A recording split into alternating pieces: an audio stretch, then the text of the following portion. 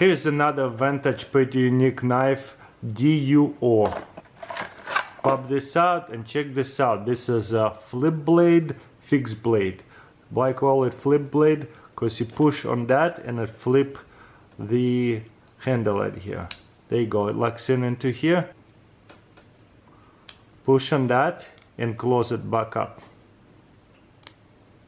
That's kind of slow, but this is fun. So whenever you grab your knife, you just fold this way and lock it in.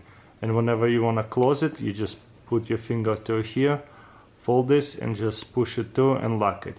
If you want to switch the blade, unscrew it from this side as well, all the way out. And then you flip it. If you want serrated side, you put it this way and screw it back on this side. That is cool. So 2 blades in 1 knife. So if you prefer serrated one, it says Japan, you screw it back on. Either way you prefer, this way or the other way, it goes back on. And then you have right here a knife, fixed blade knife. You push it to close it, you got push it, boom. And you have right here a little clip even too. So this will go in your pocket and the clip is right here. Plastic clip, very unique. You want to open it, just pull it this way, push it all the way through. That's hilarious. Very unique knife design. I really like that a lot. And again, if you want to take it apart, you just open that, get a little screwdriver, make it tight, not tight, whatever, unspin that all the way, pull this out, flip this over.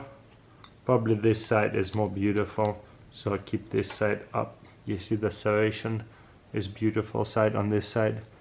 Okay, and then we're gonna plug it back in and screw it back on. So flipping the blade, not super fast, but it's nice. You get 2 blades in 1. And I guess this side here is like a safety. So you just push it through and lock it, and you got push it and lock it. So nothing quick about it, not a flipper, just a very unique SOG knife. Probably never seen anything like that, have you guys?